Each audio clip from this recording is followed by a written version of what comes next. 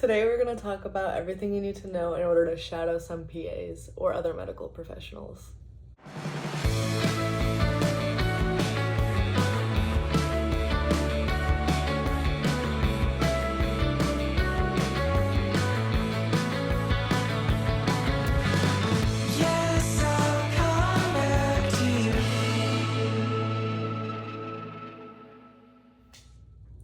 Hi, I'm Isabel. Welcome back to my channel, or if you're new, welcome. On this channel, I do everything from tips for pre-health students, including pre-PA. Some of it will be helpful for pre-med, and then also I share some of the adventures I like to go on to de-stress. So today, like I said, we're going to be covering shadowing. So let's start with the basics. PA school applications don't necessarily specify how many hours of shadowing you need, but it's recommended by basically all PA schools. So I ended up applying with about 60 hours across a couple different specialties. I'd say between 40 and 80, I mean the more the better, but between 40 and 80 hours, it should be good.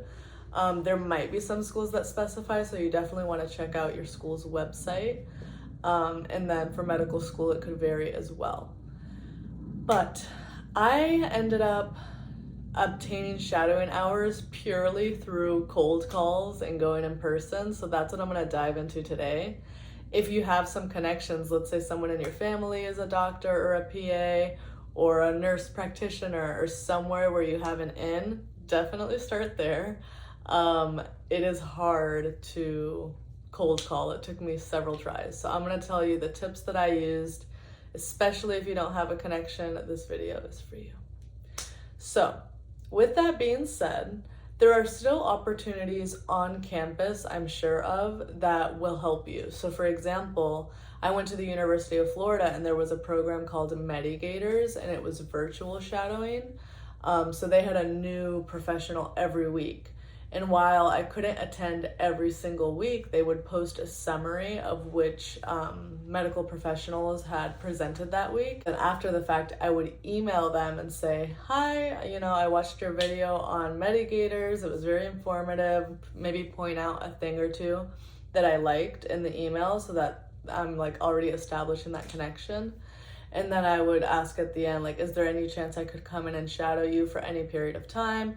I would greatly appreciate it. I want to learn more about the PA profession. And so I did that. I probably sent at least 10 emails, honestly, and 2 people got back to me, so better than nothing. And I ended up shadowing an internal medicine PA that I met through that program for 6 weeks. So I do recommend starting somewhere where they've already demonstrated that they're willing to help students out just by virtue of presenting at Medigators. That PA is obviously invested in helping pre-PA students. So if you have something similar where you can reach out maybe through a pre-med organization, a pre-health organization, there's also a pre-physician assistant association at UF, and I'm sure a bunch of other schools have it too. So you could join there, and they usually have guest speakers talk about their day. So it's worth it to email, it can work. Also, I recommend setting yourself a reminder to follow up. Let's say you send the email on Monday, I would give it at least a week. So maybe next Monday, if you haven't heard a response, just send a follow-up email. Just keep in mind that these professionals are very busy, but that doesn't mean that they don't want to help you. They could have just forgotten or it got lost in their inbox. Don't be annoying either, though. I'd say after 1, maybe 2 follow-up emails, just drop it and move on, keep looking. I recommend you make a list of all of the specialties that you're interested in actually pursuing as your career. And this can be hard to know if you haven't shadowed them. For example, I just so happened to end up shadowing an orthopedic PA, and I never thought I would want to do orthopedics, but after I shadowed her, I'm like, whoa, maybe that is what I want to do with my life. So try a little bit of everything. Honestly, it's also going to come down to who actually accepts you. So what I did one day, I wrote down the specialties that I wanted to shadow, and then I spent 3 hours. I just set a timer on my phone and went to town researching in my local area within a 20-mile radius what PAs were around. You can do this just by Googling physician assistants near me and set a radius. And then also I recommend you look at both hospitals and clinics because those are two very different environments. I would try to shadow in both. So similar to how I had the connection with mitigators, I also had a connection because I was currently working as a patient care assistant at a huge hospital. And a lot of times these hospitals will have a directory for the employees. So you have special access because you're an employee there. And you can search up physician assistants through that directory. Again, you want to make sure you're being very professional. You're not bombarding them either because these are like professional. You have a professional relationship with them by virtue of working in the same hospital. So take advantage of that resource, looking it up through a directory. I also spoke with my nurse manager and my clinical leader of the unit I worked on, and I asked them for advice. Do you happen to know any PAs that you think would be willing to let me shadow them? And actually my clinical leader was able to connect me with a PA in the nephrology department. So I got sidetracked. Let me go back. So I spent the whole day, right, mapping. When I say mapping, I'll explain what I mean. Mapping out all the places that I would want to visit in person to ask if I could shadow them. So after I found everything, I actually pinned the clinics and hospitals on Google Maps. I'm gonna include a clip here of how I did that. So basically it'll show on a map what order basically you should visit these in order to save yourself time. So obviously I started with the clinics closest to me and kind of made a loop leading back home. I had this portfolio, physician assistant's name, location, specialty, and any special notes. And so then that was my checklist. I went one by one day. On another day, I just drove around town. I took my portfolio with me with all of those notes. I kept their business cards here of the places I visited. And then I also had printed out my resumes on nice paper. This is an example. There's specific resume paper that's a little thicker and it's just nice. You go the extra mile. That way they could learn a little bit more about me. And I was hoping it would make them more invested in letting me shadow them. And then I also ordered online, I just ordered on Amazon blank cards. So I ended up writing a note just in case I wasn't able to meet with the physician assistant at that time. I could leave a note with the secretary. So just like this, I would prepare them ahead of time and just fill in the PA's name once I was there. So the note would say something along the lines of, Dear PA blank, I'm Isabel Yabona. I'm a pre-PA student at the University of Florida. I'm currently working as a patient care assistant at this hospital. I'm interested in learning more about the PA profession and would greatly appreciate if you could offer me some of your time to let me shadow you. My contact information is blank and blank, my email and phone number. Please give me a call if you'd be able to help, or something along those lines.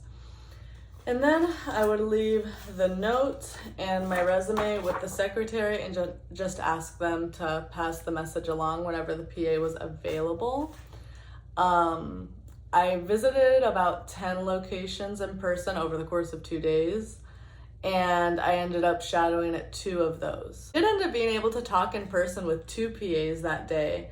The rest of the PAs I didn't get to meet in person. I just left the note with the secretary. But I think going in person really helps you stand out because everybody's emailing, everybody's cold calling, but not a bunch of people, I think, are like actually going out of their way in person to talk to these PAs. So there's that. You don't need a portfolio. This is just extra and I got it for free.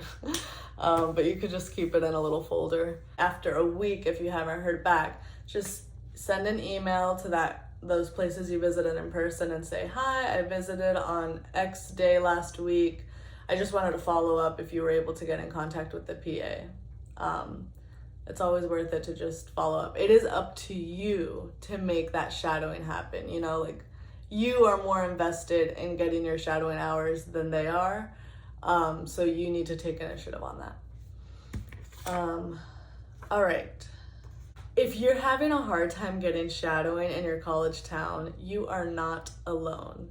It took me many hours, many tries, many rejections, and that's because college towns are saturated. Everybody, especially if it's an institution that is known for having pre-meds and pre-health students, everyone's going to want to be shadowing. So what you could also do is wait until you go back to your hometown for a summer, and shadow back there if chances are it's going to be less competitive where there's not a huge university. So there's always that. Let's say you get your shadowing. What are my tips? How can you stand out as a pre-PA student, as an exceptional shadower, I guess? So something I struggled with shadowing was that you really are just watching and taking notes and asking questions. And I wanted to feel more helpful. I wanted to feel like involved. There are ways that you can just stand out and show that you really are interested. So first of all, asking good questions. That seems like a given, but what I mean by that is doing your research ahead of time. Before the first time I went and shadowed in ortho, for example, she was an upper extremity orthopedic PA. So I reviewed my upper extremity anatomy. I reviewed the muscles and bones in that body because guess what? The first day I shadowed, I was already looking at x-rays of the arm, and I could point out like, oh, the greater tubercle of the humerus fractured, for example. Like being able to use that technical terminology shows that you know what you're talking about, and that'll stand out to them instead of just saying, oh, that arm bone. Okay. So definitely review that. Let's say you're going into nephrology. You're going to want to review the anatomy of the kidney, the functions of the kidney, top issues of the kidney. How does dialysis work? Whatever your specialty that you're shadowing in is, just research top issues in nephrology, top issues or chief medical complaints in internal medicine. Also, in between shadowing sessions, hopefully whoever you're shadowing will let you shadow over the course of several days. The more consistent you can shadow, the better, because that really gives you an idea of the specialty, and it also helps you build rapport with that PA. So potentially you could ask them for a letter of recommendation if you guys really get a good relationship and they know who you are as a person and as a student. So in between shadowing sessions as well, I was going home and whatever case we had seen that day, I was researching it a little more so I could ask a good question about it the next time I saw her. Additionally, just make sure you're well dressed. You can ask what the dress code is if it wasn't specified. Pretty much everywhere I shadowed it was business casual, so I would wear slacks, a nice blouse. That was pretty much it. Also, I would recommend bringing a notebook. This is the notebook I brought and where I kept all my shadowing info. So I kept a table of contents just so I could go back and navigate it. Also abbreviations. I looked up common abbreviations in ortho, for example, tender to palpation, TTP.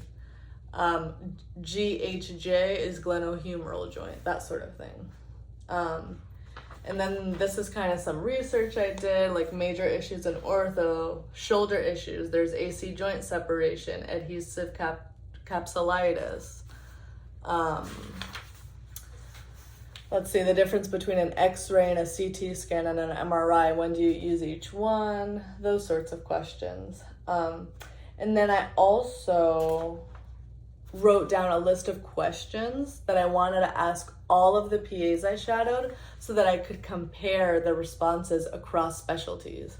So these are you ever on call? How would you rate the stress of your job? Do you have a good work-life balance? What's your relationship with your supervising physician? What are the likes and dislikes you have regarding the specialty? Why did you choose this specialty? How long did it take you to feel confident in your first job as a PA? That was a big one that I wanted to know. And generally it was like around 3 years was the most consistent response. Take notes throughout the day. Just make sure that you're not violating HIPAA. So at no point should you be writing down a patient's name or any identifying information, not even like male, female, age, nothing. Just write like whatever condition they had maybe, so you can go home and research that afterward. Also, just make sure you have a good breakfast or whatever meal it is that you eat beforehand, so that you are ready to take on the day. Pack some snacks. I'm a big snacker, so between patients, I would just be snacking a little bit. Another thing I like to do is I looked up some podcasts, informative podcasts. There was an ortho podcast I would listen to while I was driving to shadow, so that kind of gave me another back thing in my back pocket.